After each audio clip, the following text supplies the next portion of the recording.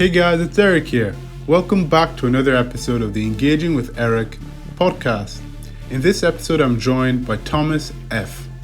Tomas is a 27-year-old student studying biochemistry and biotechnology. He's currently doing his thesis at the Inter-University Microelectronics Center in Leuven, Belgium.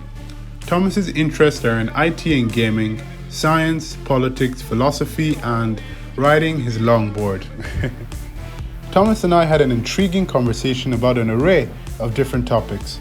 We talked about evolutionary biology, the cultural resistance to the theory of evolution in spaces where it is not adequately understood, how we could possibly draw on evolution in cultural conversations to better understand our behavior as human beings, the anti-vaxxer movement and vaccines generally, whether God and science can be reconciled, and lots more.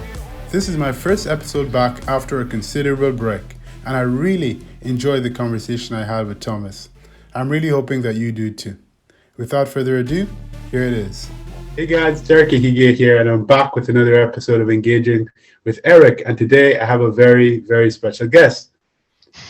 Hi, I'm Tomas. I am a friend of Eric. We met in the debating club.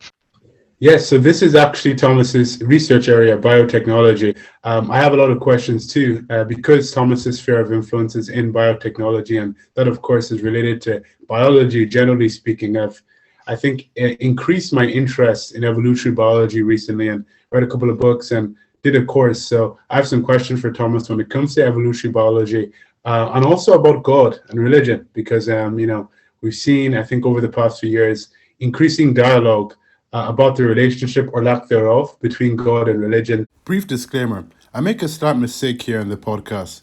What I mean to say is that there's been more dialogue about the relationship between God and science, not God and religion. I think the popularity of kind of what's termed the new kind of atheist movement, Richard Dawkins and the Four Horsemen and Christopher Hitchens, has sparked a lot of conversations about this. So I'd love to get Thomas's thoughts as someone who worked within the scientific sphere about God and religion. So firstly, Thomas, I want to ask you just a seminal, unconventional question about evolution. I come from a Nigerian background. My parents are from Nigeria, and because they're from southern Nigeria, Christianity was the predominant religion where I was raised. Of course, I was raised in Ireland, but being in Nigerian spaces meant that I was in close proximity with Christianity and Christian teachings. So coming from a traditional background, in the sense that my mom was quite a traditional mother, and also coming from a religious background meant that the general outlook to evolution was, I think, one which underappreciated its validity, and one which simply could not embrace it. It saw it as nonsensical and a non-starter. And when you couple this with, I think, popular sentiment about evolution, where a lot of people might buy into misconceptions like it argues that we evolved from apes, when in actuality, it points to our last common ancestors, but very kind of benign, basic mistakes that I certainly made when I was first revealed to evolution kind of put me off it. So within my cultural sphere, there was some resistance when I came to accepting it. So, this is something I'm curious about your thoughts on. In your cultural sphere, was there any resistance when it came to accepting evolution, or were you allowed to just get right into believing it and taking in its contents? And do you think it's a problem for the wider population that we need to deal with in terms of disseminating information in an accessible way about the phenomena? Well, I was raised in a family without too much connection to religion. I think my grandparents are somewhat religious, but the generation of my parents leans more towards atheism / agnosticism. My dad is a teacher in philosophy at Odyssey in Brussels. So yeah, you figure this has influenced my the way I was raised. Now, from a child on, I was taught to question stuff, and this is maybe very much my nature, maybe even more so than my brother. I remember a story that my parents told me that the first time I saw a coffee maker, my first response was to disassemble the machine and see how it worked.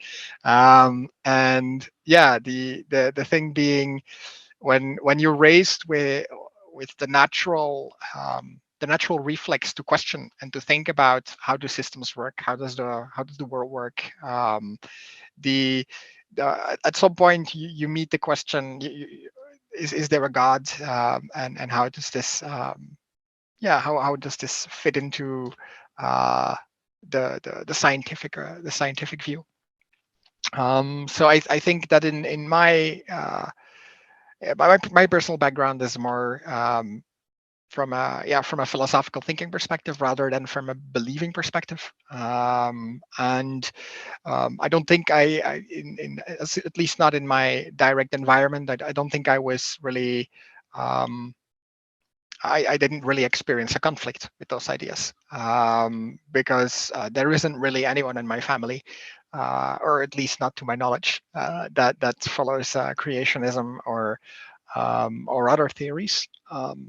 So I don't think I would consider this an area of conflict in my life. How did I take the information initially? It made sense.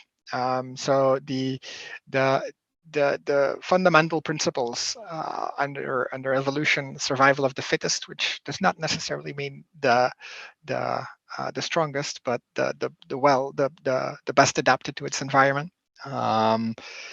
It's a theory that makes sense, and if you take on this, if you take in this how should I put this, this starting point, so to speak, I think that the entire story sort of makes sense. And there are gaps that we cannot fully explain yet, but these fundamental principles are never, how should I say, there aren't any fossils. There isn't any stuff that's, or at least within the scientific context, there isn't really anything that says, well, there is a good possibility this is wrong. Whereas if you look, for example, at a lot of religious groups and people funding and people backing creationism, they often dismiss evidence. And when you look at evolution, now this is not my field, of course. I am more into the biotechnological and the more modern approach, the modern applications of it. But if you look at the evolutionary theory and the way that an average scientist looks at evidence, is different. We rarely disregard something, and it's often it just raises new questions, instead of saying that the general theory is wrong. It's a process of readjustment and seeing how do we make this model, because let's be honest, it's a model, it's not a law, so to speak. That it can be readjusted based on small corrections, but the underlying principles still apply. So yeah, I think that covers sort of the way I was raised into the idea. I've been fascinated by biotechnology for a very long time, hence me studying it, and I think that was a good choice. So yeah. Yeah, and we're certainly going to get into biotechnology, but yeah, your answer definitely really struck me, and I think you referenced the kind of scientific enterprise, generally speaking, which is just, I think, so admirable. And despite the fact that I come from a Nigerian background, and I definitely subscribe to great parts of the Christianity as an ethical philosophy, we could say. The scientific enterprise, what it's done, how it's kind of acted as an objective anchor, despite where subjective ways of interpreting reality it's taken us, is just admirable. But the next question is kind of, I think it's very specific to my sphere of activity. I think my background is generally in activism, and you could kind of say youth politics, or you could, although I'm not, I think, ideological per se, and I'm not outward with any political ideology. I think I'm involved in a lot of kind of political, communal kind of projects and activist-related things, and entering the realm of evolutionary biology through curiosity, and a lot of my readings and the research I've been doing lately has really blown my mind in regards to a lot of the assertions that are made, let's say, in more political and cultural spaces. So, for instance, a perfect example is how science or evolution biology provides real world, like naturalistic explanations for a lot of our behaviors, whereas within political spaces that are void of scientific kind of thinking, sometimes we ascribe things to maybe ideology and ideological assumptions. So for instance, I'm not necessarily one who positioned himself strongly in the spectrum when it comes to opinions about, let's say, capitalism and socialism. I don't think it's a polarizing thing. I think ideas from both sides have been borrowed to manufacture and mold the modern state in a way. But the idea of hierarchy in a lot of spaces that I've been in have been condemned vehemently, and understandably so. I understand why it's attractive to believe that those who are the most worse off in our society need to have some, whilst those who are very wealthy need to try and provide that. I think it's an ethical inclination one might have, and that varies depending on your political beliefs. But upon learning more about evolution and how hierarchy is something that has been with us as primates for a very long time, and you mentioned fitness when you talked about survival of the fittest, the evolutionary durability of hierarchy is clearly potent if it's still here with us, and how we can see it in manifest in the societies and civilizations of our genetic cousins, the chimpanzees or the Galata monkey or the lion tribe, places where males and females have very necessary evolutionary roles to play. So let's say in the pride, for example, the lioness does the hunting, while the male lion is the head of the pride, all right, but it merely tries to fend off rival prides that maybe try and impinge on his territory. Or in the Galata monkey tribe, there's a kind of a monarch monkey head who's like the monarch male. But the female monkeys have a very important role to play in how they can impose their will upon the male. And if the male does not comply with the wishes of the female in his tribe, he can be, a coup d'etat could be led, because the word and the voice of the females are so important. So upon learning about kind of the evolutionary construction of our society, which is a product of like billions of years, like it's not created overnight, it really got me to rethink a lot of the political assumptions that I had, and maybe not ascribe everything entirely to merely political explanations, because they're by nature superficial.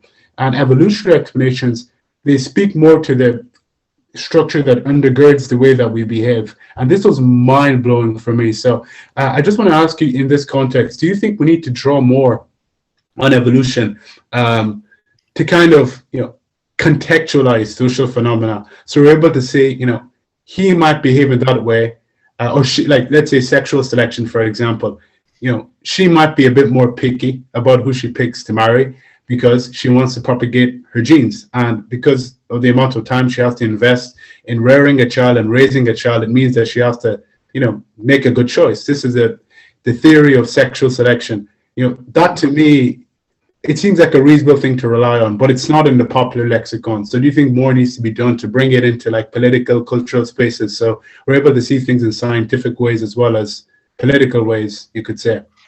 I think that's a very difficult question. And I think that it ultimately revolves around the sort of the assumption that the human species is the apex predator, or the most evolved species on this planet, and that we as such, as a self-crowned apex species, that we assume that we are vastly different and superior to all other species on this planet, and that the primary properties that separate us from all the rest, so to speak, are the fact that we have developed culture, or the fact that we are supposedly self-conscious, and that this is unique to humans. Something that is recently being approached from a more critical angle, especially if you look at some of the more advanced mammal species. I think the big stuff that lives in our oceans, whales, dolphins, that kind of stuff, but also other different primates, and even animals like elephants, for example. When you look at how these interact, or the example that you mentioned earlier, in tribes of monkeys. So the thing there being, I don't necessarily know if it would be better to draw lessons from that, because again, you're looking at nature, and I think that in many cases, people look at nature to justify certain ideas, or certain actions. I believe it's what's the English word for it? Yeah, I can't find it, but it's the reasoning is called a sort of reference to nature. So the point being that this is not a proper argument in the sense that you can basically you can basically use nature to justify virtually anything or virtually every action, as long as you frame it correctly. So in that sense, I don't think that we necessarily need to look more at nature to structure our own society. I do think that certain core ideals need to be embraced more. Like right now, especially with the entirety of the woke movement. Don't get me wrong, I'm not a bigot. I'm not a racist or anything, and I'm not even going to put the but in the sentence. The idea being that right now I feel like the woke movement is being extremely polarizing, and that we are going towards, if you're not against us, if you're not with us, you're against us. Whereas the initial core value of this entire movement was tolerance, rather than polarizing two groups against each other. And I think that's sort of the core values that we can integrate more in our society. And maybe this is probably something that exists in nature as well. If you really want to give credit to nature on that regard, it's tolerance. And I think that at the same time, we as a human species, we are probably one of, if not the most intelligent species on this planet. Yeah, maybe we should start using that intelligence, because a lot of what we've done so far, especially in the last few decades, is massively reproduce, massively pollute, massively consume. I think we do need to sort of become more humble in our existence, and realize we've only got this this blue dot, as Carl Sagan says. And yeah, I think from that regard, the certain ideas will definitely be mirrored in nature, but I don't think nature should be the starting point. I think we need to learn lessons from what we know about nature. For example, how important biodiversity is, how important and preservation of ecosystems is, for example, and definitely protect these elements. But I don't think we should look at nature to structure our political systems.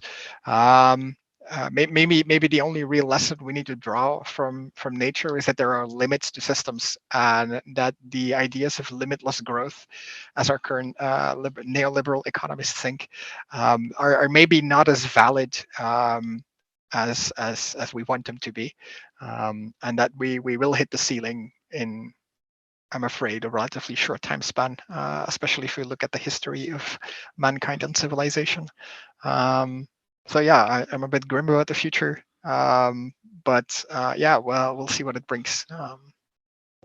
Okay. Well, I think just to supplement what you said, and I think maybe pose another question to you in a different way.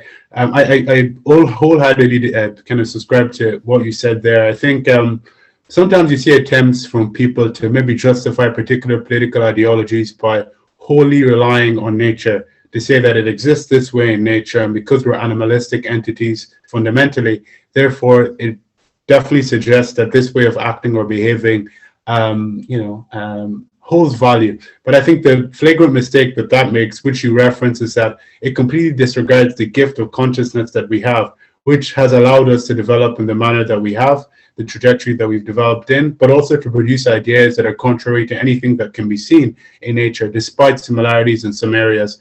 I guess what I was asking though is, do you think a lot of existing phenomena can be ascribed to our primordial nature? So let's say hierarchy, for example.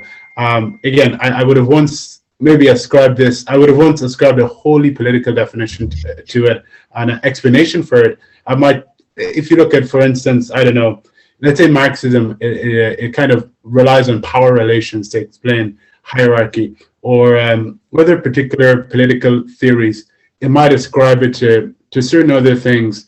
Do you think we need to draw upon, and not merely with hierarchy, but with other behavioral traits and norms, let's say the differences between the sexes, the geographic impact on how we behave, things like race too. This is something that I've definitely tried to draw on. You talked about common humanity and unity. Upon learning about how the difference between the Black Panther, or the melanated jaguar and the ordinary striped jaguar was a mutation in the MC1R gene. This blew my mind. I was like, what? What a superficial difference. It's simply a mutation in one gene. And yet in human civilizations, a great deal of social implications have come about as a result of racial differences. Of course, our story is related to adaptations to our geography. So do you think drawing upon scientific explanations can allow us to contextualize things and also chase maybe an undergirding principle of common humanity and uniting on the basis of our commonality, let's say genetically speaking, and maybe even lead to more holistic, altruistic movements generally in how we see animals? I know this is occurring already, and I think a lot of the veganism movement, maybe vegetarian movement, is contingent on this too. But do you think it has a lot of potential to maybe draw on science a bit more to explain the evolutionary reasons for things rather than merely relying on the political ones, which can yield a lot of divisions because politics is divisive? Yeah, sure, but then, well, to give a very simple example, the people of color, for example, and then I'm mostly going to refer to people with a very dark skin, so Africa. Um, yeah, and compared to, for example, the modern West, the modern West in Europe, and white people, so to speak. The Neither one is, and we've discussed this topic before already. The truth is, the idea that one race is superior to another is ultimately completely superficial, in the sense that you have so many variables to consider that it becomes impossible to consider one superior or one inferior. And it's like you said, I think it's more efficient to focus on what unites us, what makes us the same. And I think I've already mentioned it earlier. What really makes us human is perhaps our consciousness, and the fact that we are capable of incredible things just through with our minds. And if we then look at the way hierarchy and that I think if you look at a society, I think if you look at societies, there is a lot wrong these days. I'd even go as far as say that I don't believe in electorative democracies anymore. They have become popularity contests. They are no longer about truly governing a country anymore. Um, to put it very simply, a politician's first goal is not to rule a country; is to get reelected. So and this ultimately misses the goal of leadership. So I think we do need hierarchy. I do think we need specialization, and the idea that everyone is the same um, is noble. And I think that certain parts of that belief is should definitely be incorporated in our society. But at the other end, not everybody's equal. We are different. We are all individuals. Some of us are good at some things, some of us are bad at other things. And trying to sort of yeah to make it seem like we're all the same, to reduce us to one sort of default unit of person, is utterly absurd. And it completely misses the goal, and it loses. I think it loses all the aspects of individuality, and because and I'll even mention the biological or biotechnological aspects of it. We all have the same genes, so to speak. We have different versions of them, different alleles, and depending on which we get, half of us from our father, half of us from our mother. Depending on the ones we get, we look slightly different. We look somewhat similar. You see these effects accumulate in larger populations. And especially now with the globalization, you see these differences get smaller because people move all the time.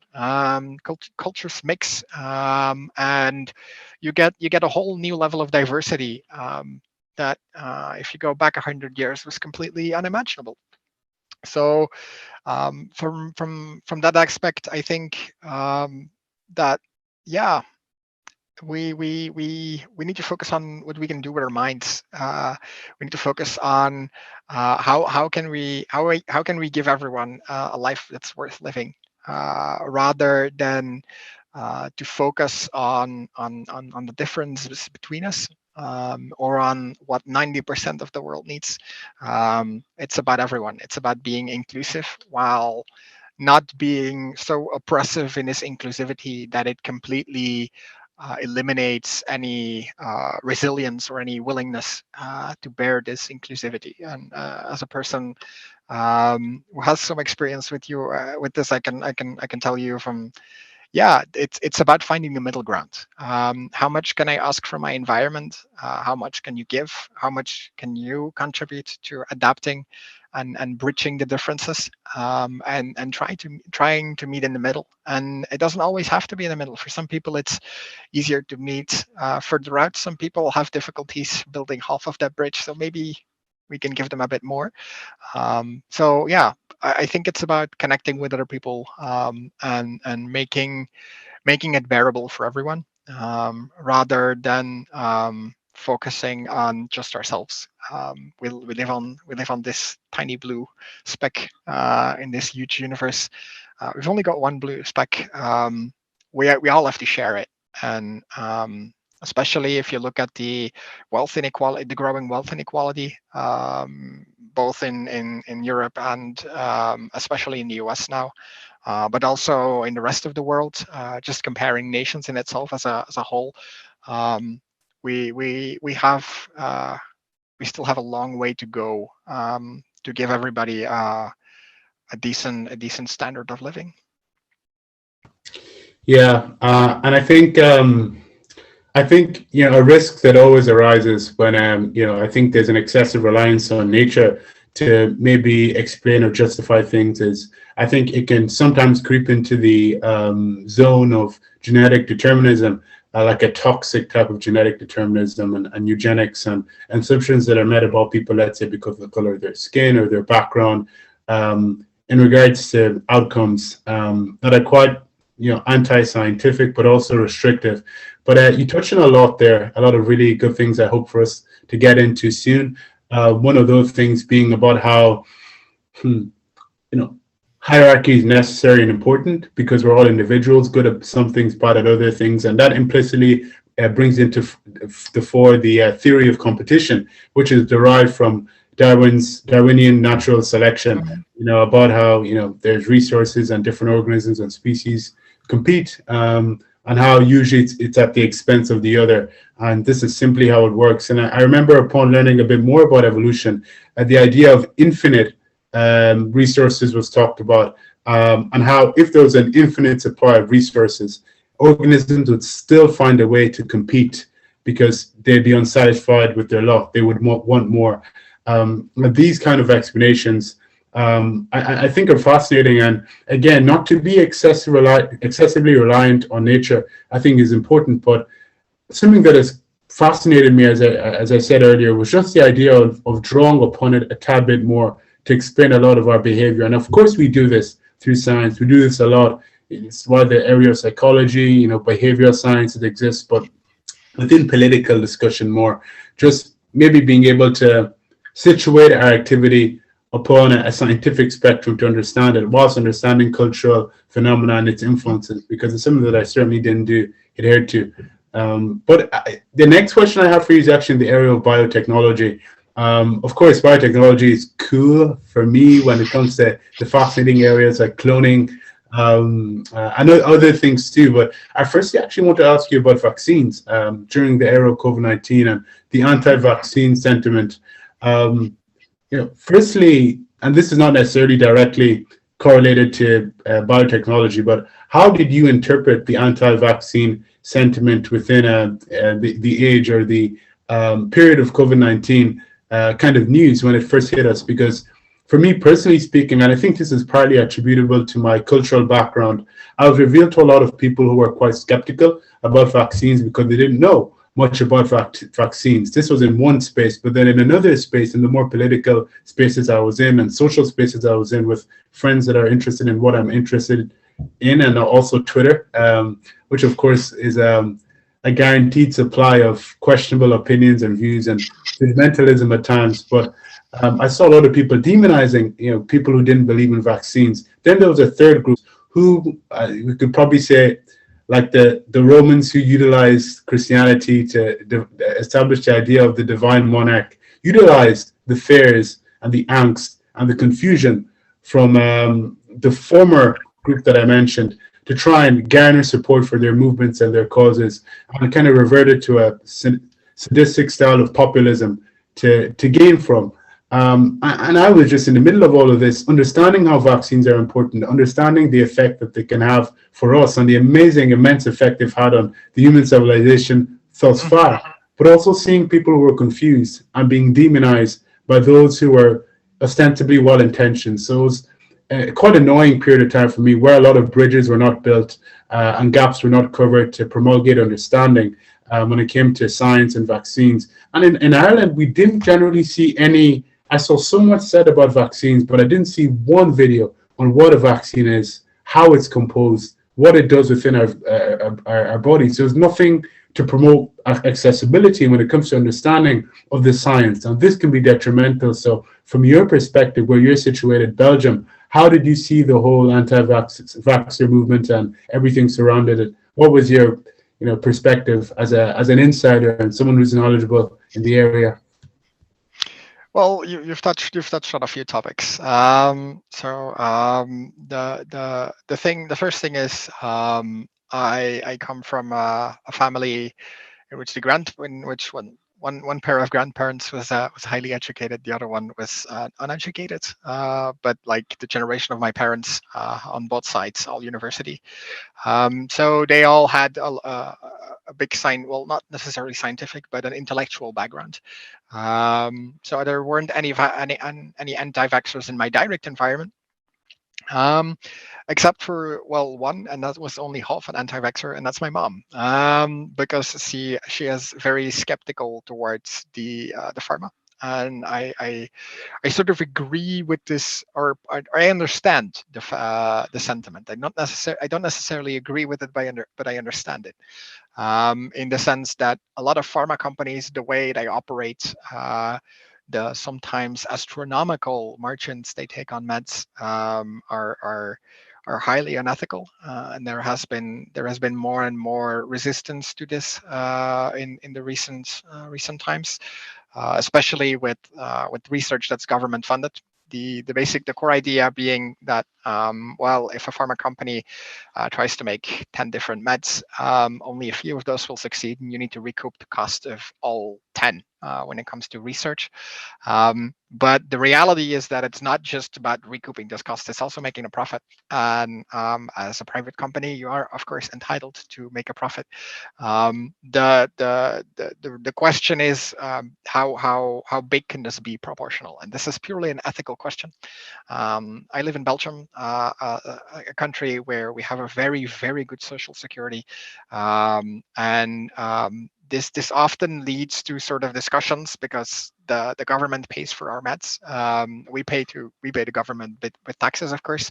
But recently there have been some developments, so to speak, about certain procedures. For example, if the government can't get money, if the government can't approve certain medication because it's too expensive and the social security can't afford it, it happens behind closed doors, for example, to try and find a new agreement without other countries knowing about it, etc., etc.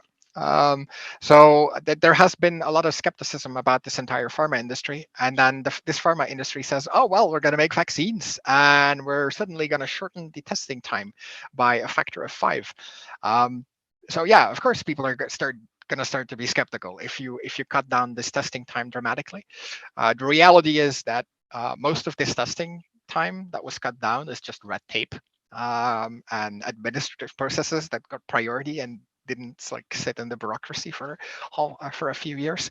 The testing was still done. It was done less regularly than it normally is, but still within reasonable scientific certainty of this is an estimated risk, and At this point, the positives weigh up to the negatives, and the negatives were very, very, very tiny, and they were bigger than they were with normal medication, of course, because you have to cut down on your testing time.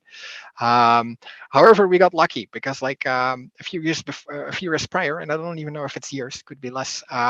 A group of scientists developed the mRNA vaccines, which is a vaccine that works by sort of injecting a part of a small, tiny piece of viral DNA.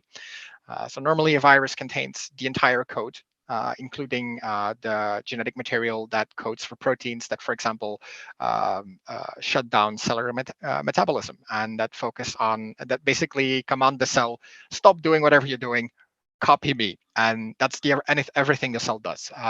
But the vaccine basically works by using a special administrative admission system, also based on a viral capsule, but a completely harmless one. And in this viral capsule is a very small piece of DNA that codes for a piece of the sort of spike proteins on the outside of your virus. And by commanding the cell to create these materials, it will then present these tiny pieces of proteins on a system called the MHC complex at the outside of the cell, the multi-histamina complex, something like that. And this will and then your body will recognize this small tiny piece of protein and says, oh, well, this is not supposed to be here. I don't like this. I'm going to kill this. And this process of between recognition of that tiny piece of protein and then the actual full immune response where your body can properly defend itself, this takes a while. This takes easily 2 to 3 days, sometimes even longer. And by doing this with a harmless piece of protein that doesn't do any damage on its own, you can still teach your body on how this works.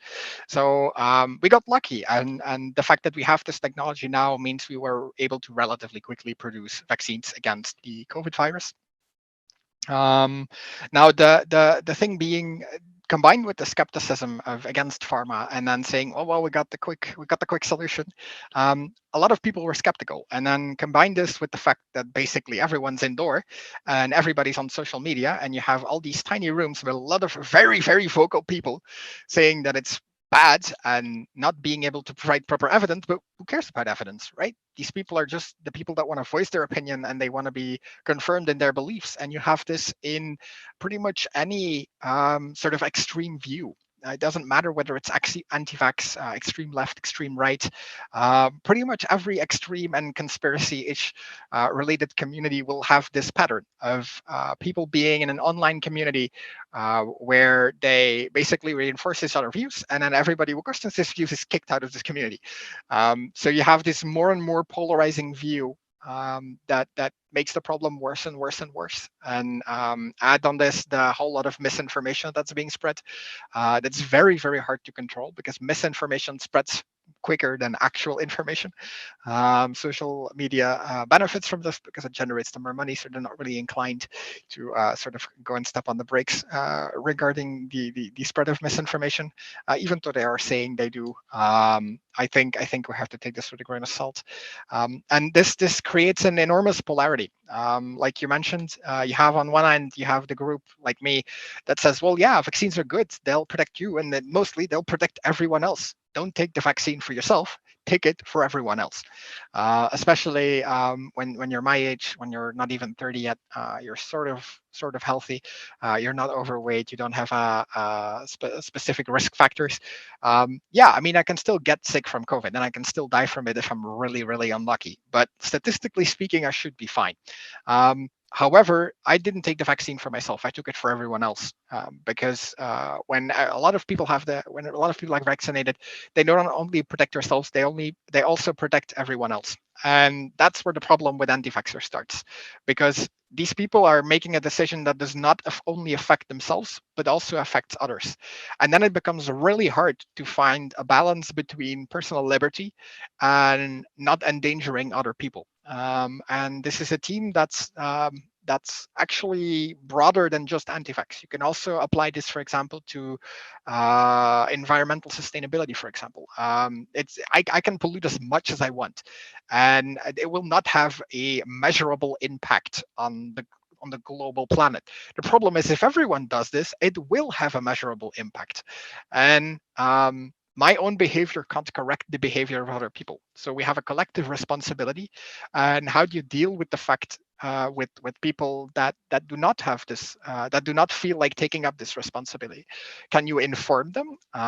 Can you start a dialogue with them? Often these extreme and misinformed groups have sort of a religious connection to their truth, and if you question these ideas, they feel questioned in their identity, so they will go on the full defense. And you see this is very interesting. They've done research on with like CT scans, and they've looked at brains and how they respond when you challenge people's religious beliefs, political beliefs, and sort of extremist beliefs, and it's always the same regions lighting up.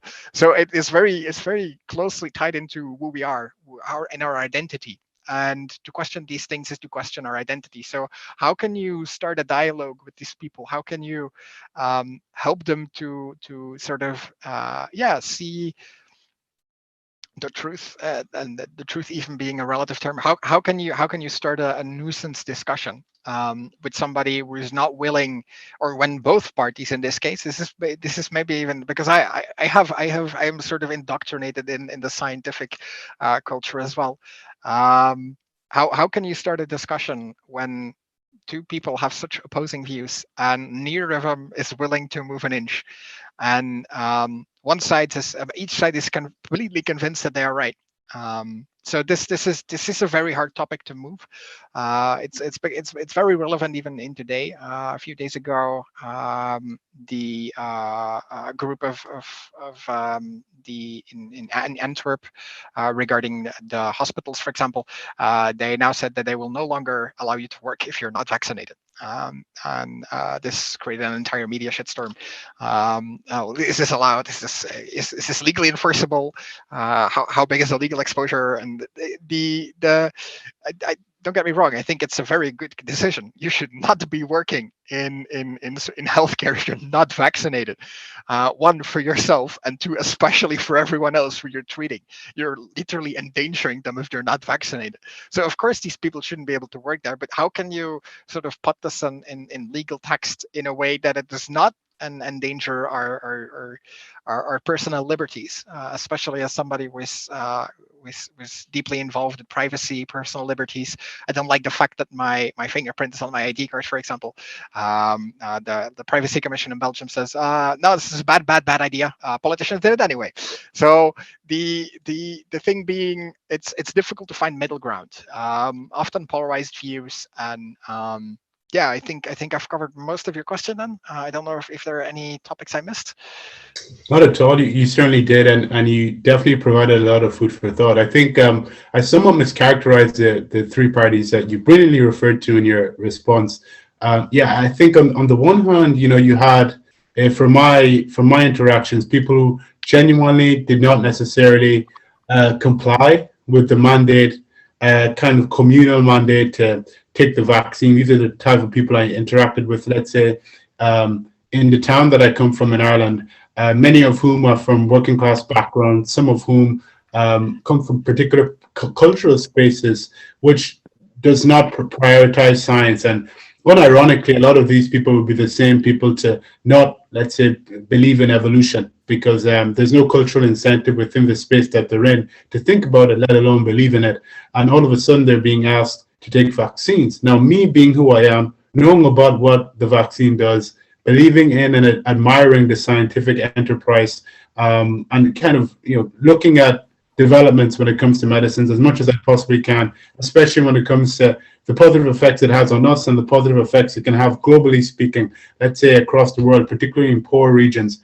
I was quick to take the vaccine. The vaccine, is it a golden bullet? No. But does it reduce the probability of COVID impacting you in a negative way? Absolutely. But I know this because you also, and I appreciated you talking about the mRNA vaccine and how it actually works in our body in terms of its interaction with DNA and the histamine, how it creates a protein that our immune system reacts to kind of bolster its arsenal, so that if we actually do interact with the virus. Our immune system is able to combat it more strongly. I seldom heard that over the past year. And I Yeah, think a lot, that's something I also noticed, and something I also wondered about. Why are politicians pushing all this? You have to take the vaccine. Just explain them why. Give them. It's not difficult. Like I believe Kurt Gesacht probably has done a video on it, which is very sort of accessible with easy animations, lots of colors. People like to watch the colors. It's accessible. That's how you bring this kind of information onto your public. The problem is, like I said, when you're in these extremer groups, they have they are anti-authority, and regardless of what the authority presents them, they will be against it anyway. So it becomes really hard to communicate with these groups as well. But you could, of course, like you mentioned, the second group, the group that's sort of, I don't know, what should I believe? And then they come in contact with these extreme groups, and then they tend to follow them because they maybe lack the tools of critical thinking, or they don't have the necessary background. But yeah, like if the government gave them proper accessible information, that's verifiable, and that's sort of anchored enough within the scientific community that the user can be certain this is not a conspiracy. I cannot sell this as a conspiracy. It would definitely have helped with the adaptation, and it would probably have preserved a lot of people from getting stuck in these groups, which absolutely. is definitely unfortunate. Yeah. Yeah, absolutely. I had to explain and have this conversation with my mom about what a vaccine is, and this allowed her to easier accept the importance in regards to what you call our collective responsibility to care for our community in taking the vaccine.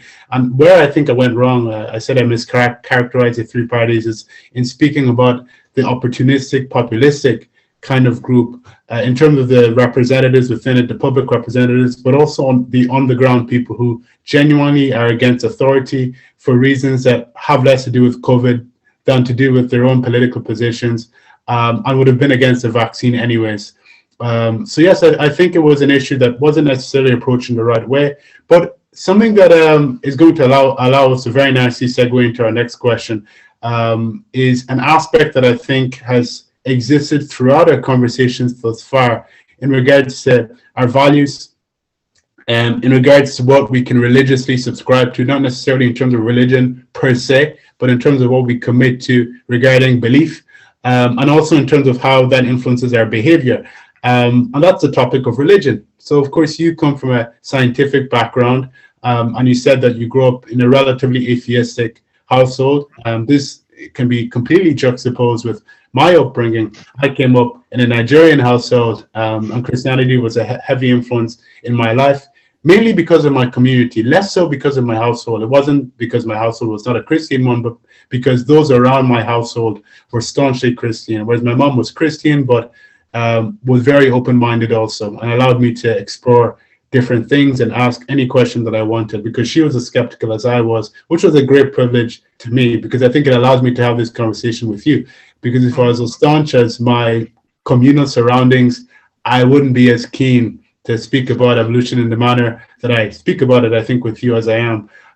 So yes, is it possible, big question for you, to reconcile God and science? And when I say this, you can approach this, it's an open-ended question any way that you feel. Like this, on the one hand, we can talk about creationism and evolution, but on the other, we can talk about the idea of separate magisterium, which is what I would subscribe in. You know, the fact that material is material, and there are things that we can see that possibly transcend material for many reasons. So when you spoke about not believing fully in democracy because of the idea that the politician cares more about professional security than actually representing people. And you said, as a result, hierarchy, we need to realize that it's necessary, and it helps us in ways. We have to understand the differences of individuals and how that, interacts with the theory of competition that is derived from evolution, and how that structures hierarchies in a sense.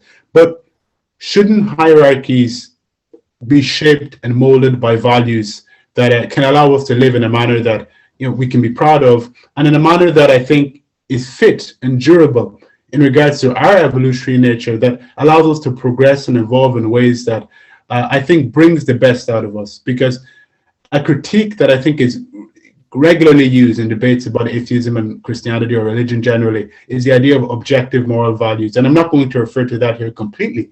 But what I will say is that, you know, I do believe that there's something.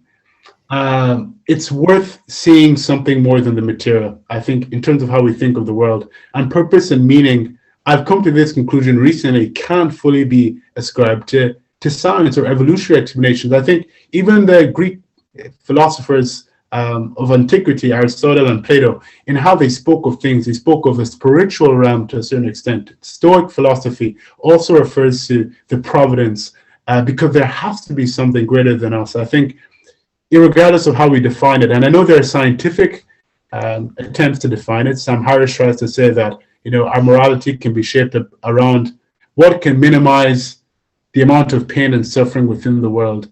But this might not suffice and be good enough. So considering what I've said, but also the fact that it's an open-ended question and you can approach it how you wish, can we reconcile God and science? Is it possible? You touched on a lot of topics, and I'm sort of going to work from the back to the front. I think that's the easiest.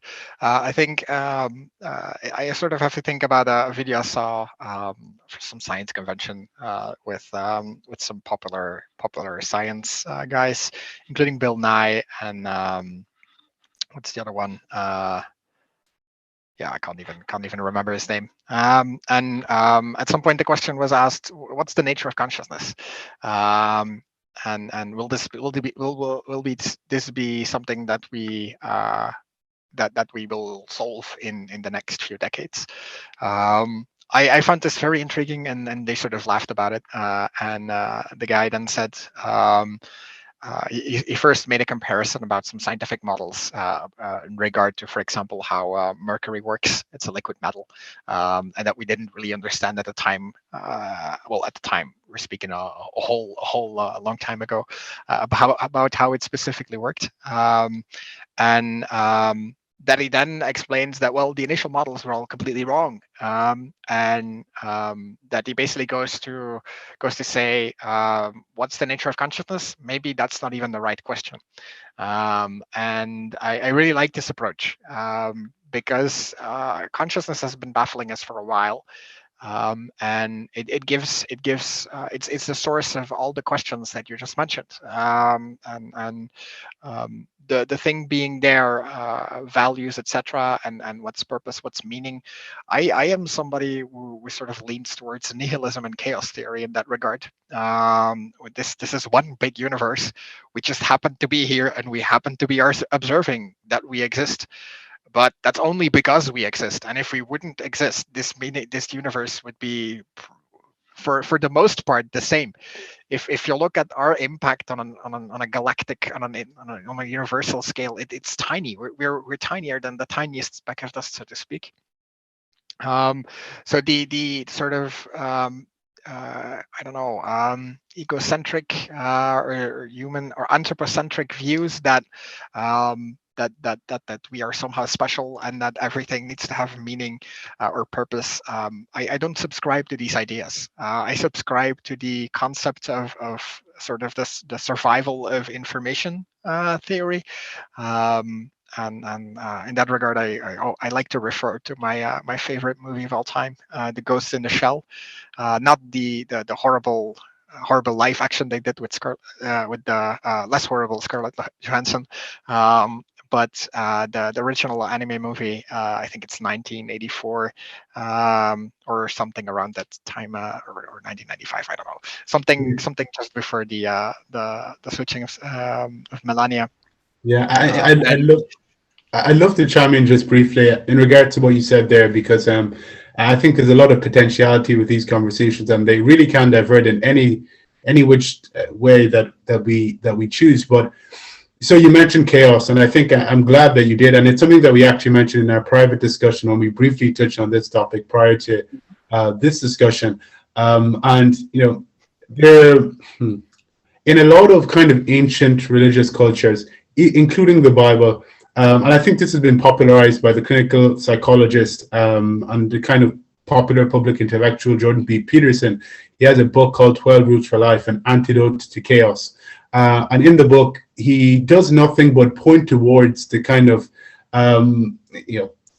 everlasting urge of humanity to think about order and chaos, chaos being our existence. And you reference how this world is chaotic in many ways, and there's unpredictability. There's a lot of things that are going to occur we won't like, that are going to bring about pain. There are things that might occur that might work in our favor. There are things occurring beyond the world that are we can't even fathom. We haven't even wrapped our head around a lot of the things that are beyond us yet. The more and more we know as a result of science, the more we know we don't know.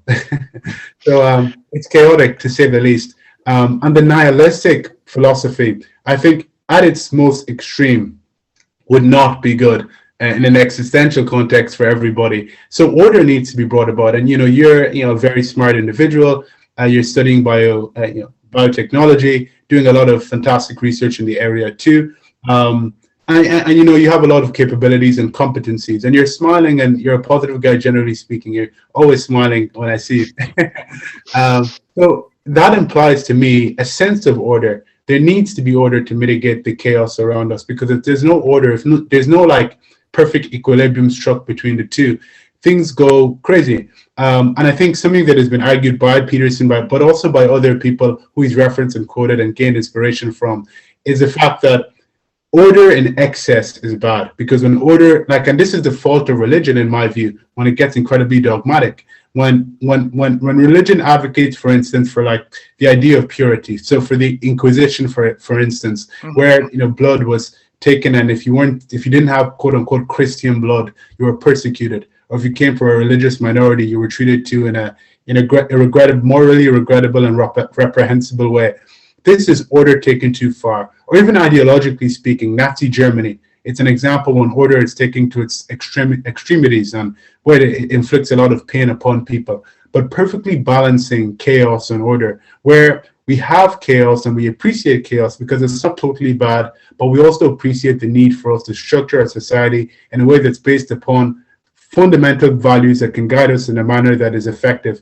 I think that's really, really good too. I don't think science, simply seeing us as, again, materialistic objects that are chemically composed, can capture and grasp the magnitude of a transcendental philosophy, whether it's Stoicism, Christianity, Islam, whatever it is.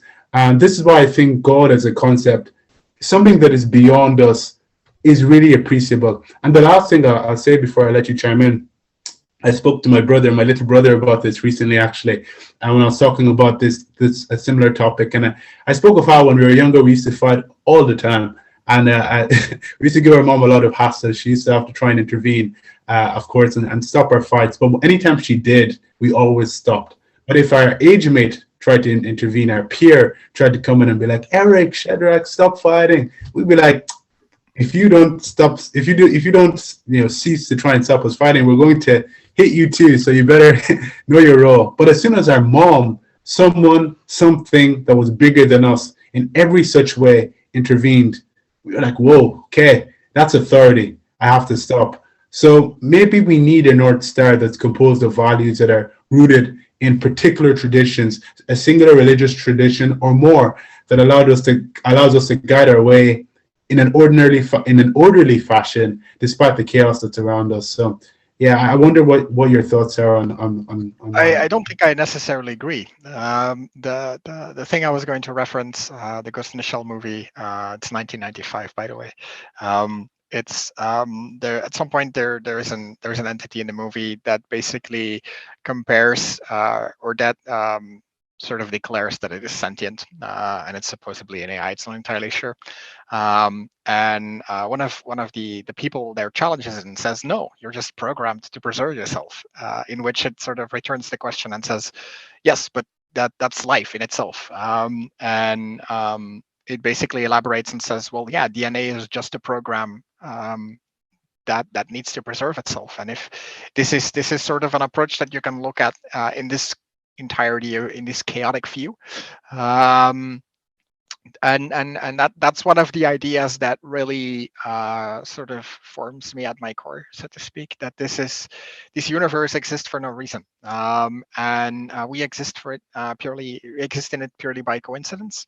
And I like this chaos, this existential view, because it also means that we are absolutely and truly free. We are not bound by a purpose. We are not obliged to exist or obliged to fulfill certain roles in our existence. We can fully choose on how we fill this in. And I think that this enormous liberty, this enormous freedom, is extremely threatening to many people. Not, I think it is maybe our nature that the stress of choice, so to speak. That yeah, we sometimes we need direction. We're not really good at sort of being dropped in a sandbox and say, "Here, do what you like." Some people like this. I like this. It's the reason I play some sandbox video games, and it's the reason I can exist like this with this mindset. But I also know a lot of people who can't. And to phrase it in a very condescending way, that I borrowed from a stand-up comedian, which I highly recommend you watch if you haven't watched it. George Carlin. He is unfortunately deceased, but he was way ahead of his time. The stuff he made, the stuff he says, the stuff the shows he did, the way he sort of deconstructs society, is still very relevant today. And I sort of yeah, I'm sort of sad he's not around anymore to see how right he was in his predictions. But that aside, if you need to go back to my condescending point that I was going to make, if you need to believe in an invisible man in the sky, in some kind of divine entity, to be a good person, then absolutely believe in that divine sort of object or person or entity or whatever.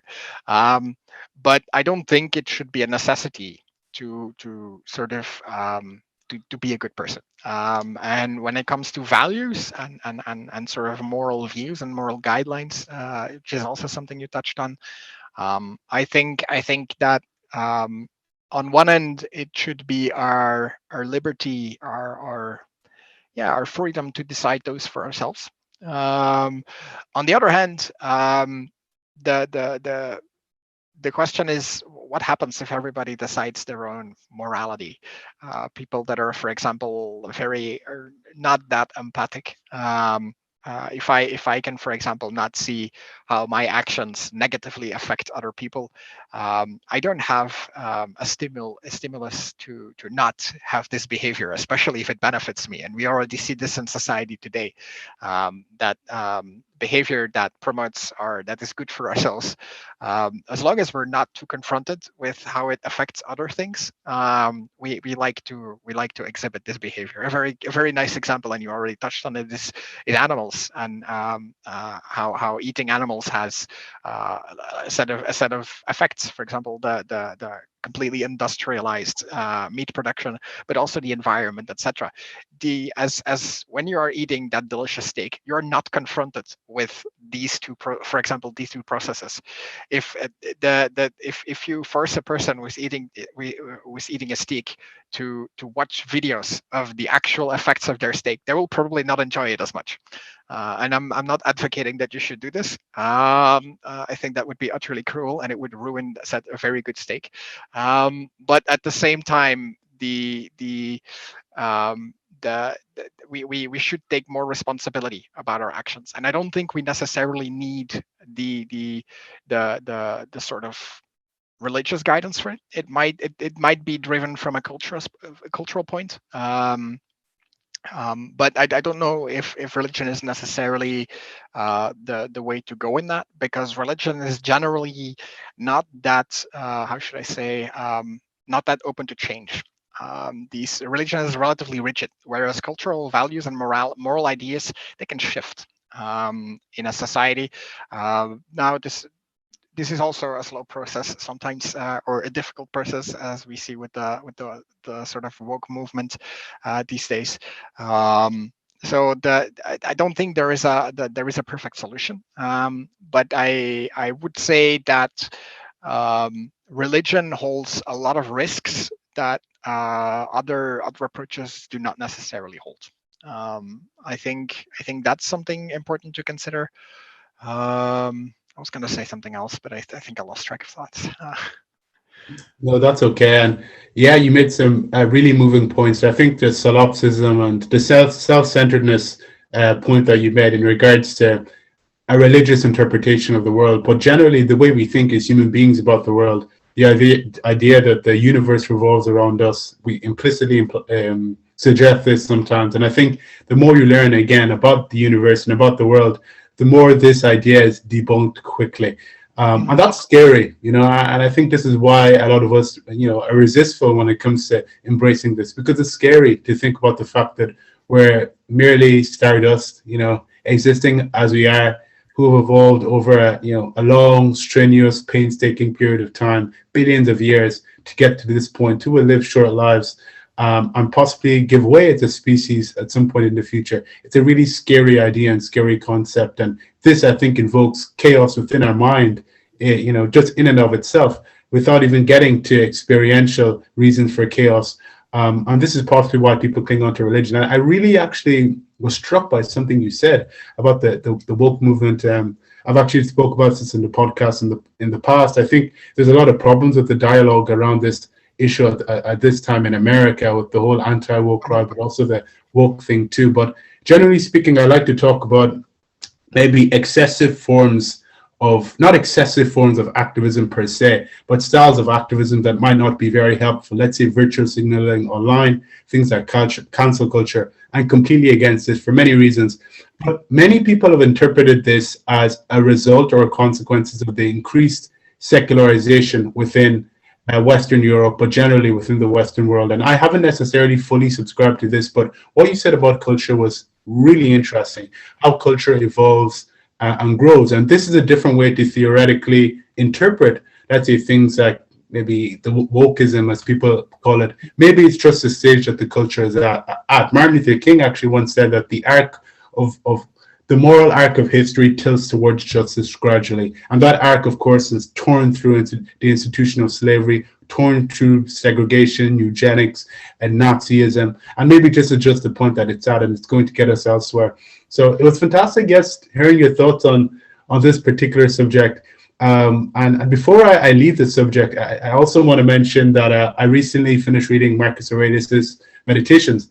And it's about the Stoic philosophy. And it definitely, I think, introduced a new way of thinking about life and death and meaning and purpose to me, as someone who's a Christian, which was quite profound, because nothing has struck me like this as much as, let's say, parts of the Bible, like the Sermon on the Mount, for example. So it's really interesting to see how we morally develop and how we interpret and think about the world. So when I ask you about God, a way that I like to interpret God and the concept figuratively is just the best of our figurative interpretations about life and meaning. So let's say Plato, thinking about how the allegory of the cave, everything existing within the world is just a fake reflection of the world of ideas, more fundamental ideas. Or Aristotle thinking about how matter, you can compile matter and then it creates form, and that form gives you the meaning and the purpose of that piece. All of these ideas accumulated across time. It's almost as if the best of them form that figurative transcendental ideal of God which guides us. And I think it provides such an incredibly powerful incentive that it's so capable of good, but also so capable of bad, as we can see with fundamentalism and excessive manifestations of order. So yeah, it's a fascinating one. Before I let you chime in, I'll say on the record that I definitely am a believer in God. I act like God exists, but I also have to acknowledge to not be self-centered, that this is greatly as a consequence of where I was born into a Nigerian home. The reason why Christianity is greatly popular in southern Nigeria is because of the colonial influence. If I was born in the depths of Hindu India, I'd probably be a Hindu. So I think we need to be more modest, and there needs to be a greater sense of humility in how we talk about these things. But yeah, that's besides the point for now. So I wonder what you have to say about anything that I said. No, I sort of follow in most what you said. I think I just have a different view on life. I think that the sort of the chaos and the idea that there is no inherited meaning from the fact that we exist. I find this incredibly liberating because it means we are truly, well, not necessarily in control of our destiny, but that we are sort of in control of where we're going. We are truly free. We are not bound. And I've mentioned it. I mentioned it before that this incredible freedom can be also disorientating for many people. The fact that you are dropped into this world and says, "Here, go do your thing." Yeah, well, what's my thing? Well, figure it out yourself. And that this can be a difficult quest for many people. I think it's a quest worth taking, or I think it's a journey worth taking, to explore who you are, and what you want to do in life, and not necessarily um, adhering to ideas you were born in, and that, yeah, critical thinking in general is most of the time a good idea, but also tolerance. Be tolerant towards people who think differently, um, and do not over preach your ideas to others, because there is in dialogue, in monologue, nothing is learned. Stuff is only learned from dialogue, and if you preach too loudly, you will silence the other side. um, yeah, I think that's something I've picked up in the past few years, even more than before. Yeah, listen to other people, listen to what they have to say, and do not necessarily judge them too quickly. I am an absolute sinner to that point. I tend to judge people way, way, way too quick, and I should definitely give more chances to others. So this is something I try to evolve in. I still try to learn and develop in. Yeah. But yeah, this is also something that I would like to give to the viewers. Um, dare to question your own ideas, and look for people that disagree with you, and find out why.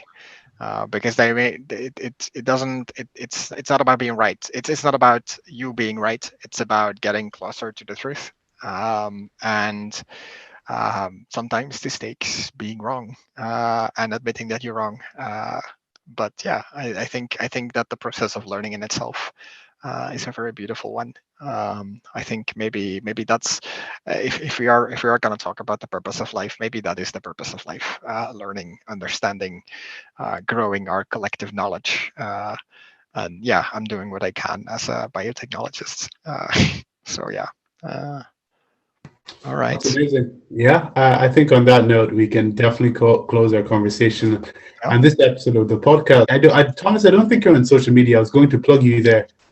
No, I am not. I am anti-social media for the reasons mentioned earlier.